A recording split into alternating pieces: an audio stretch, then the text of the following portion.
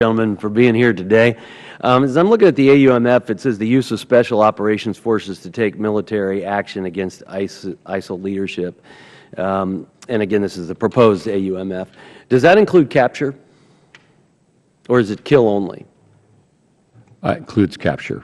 Okay, so, you know, my question is, we talk about capture and the use of all of our tenets of war, whether it's diplomatic, intelligence, military, economic, all those things. You know, I have some visions of how we could form multiple coalitions, our NATO-type coalition and Middle Eastern coalition. Then we work together with command and control. This is good versus evil. I think that's the message the world should hear.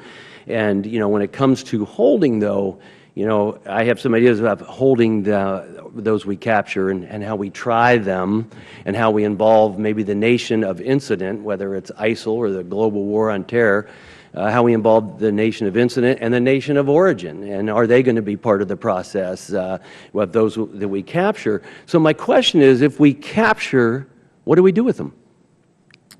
Well, thanks for that question. Let me just go back to the logic of capture. Obviously, our objective, where possible, is to capture rather than dispatch. Have we been capturing anyone? Have we been capturing anyone in the last couple of years?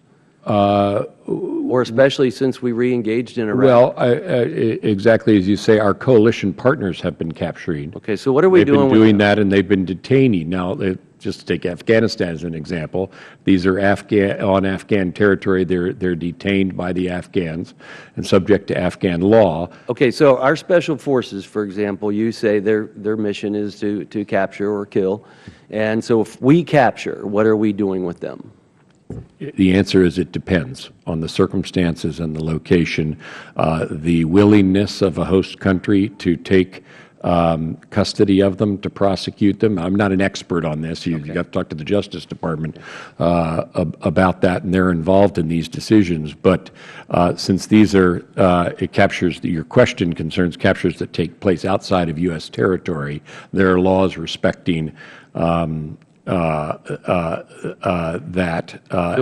we obey. Mr. Secretary, are we capturing and then hands off, we just turn them over? Are we involved with what may happen? The collection of intelligence is what I'm after here.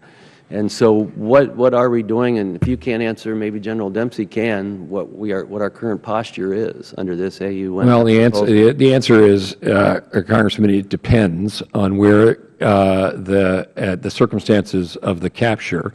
But to get to the point you're making, which is interrogation and intelligence value, that's an important value to us.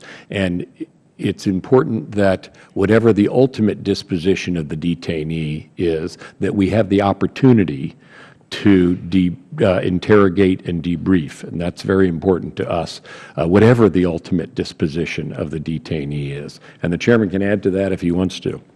Yeah, Congressman, what I'll do is, I think this is probably an important enough question that I'll have my legal team work with the secretaries and provide you a longer answer for the record. But I will say, in places where we are in support of the host nation, for example in Iraq, we are literally in support of them. So they will do the capture operation. They will give access to the prisoners for us to conduct the kind of interrogation you describe, as well as sensitive site exploitation, which is where you get even more.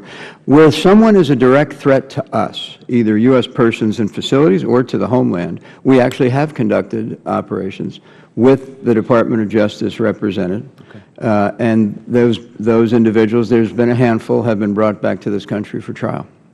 Well, thank you. I appreciate that answer. Can I ask you, if you could, Mr. Secretary, to finish this sentence for me? And the sentence is, publicly stating that we will not use ground troops. Although I may agree with the policy of using other troops, but publicly stating that we will not use ground troops is a good idea because. If you could finish that sentence for me. I'm not sure what you're getting at. I don't know. I'm wondering why we want in our AUMF to say that we will not use this entity that we have. Why is that a good idea to say that we won't use it? Even if I'm not in favor of using them, but why would we say that? What the AUMF says is that in the campaign against ISIL, we have a very wide range of authorities to wage that campaign, including those that we anticipate are necessary to conduct the campaign. And there's one limit to that, which is a Afghanistan or Iraq-like long ground campaign. That is not foreseen, and so the AUMF does not request the authority to conduct that. That doesn't really explain to me why it's a good idea, but I thank you for your answer. I yield back. Ms. Walorski. Thank you, Mr. Chairman. Gentlemen, thanks for being here. Mr.